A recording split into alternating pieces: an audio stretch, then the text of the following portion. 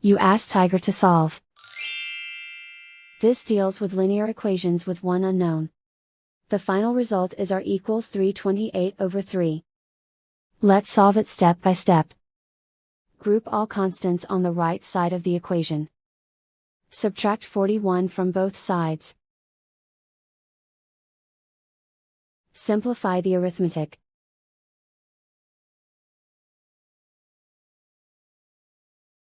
Isolate the b. Multiply both sides by inverse fraction 8/3. Move the negative sign from the denominator to the numerator. Group like terms. Multiply the coefficients.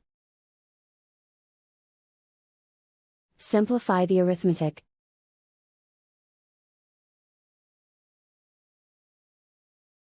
Move the negative sign from the denominator to the numerator.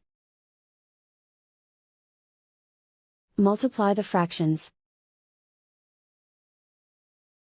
Simplify the arithmetic.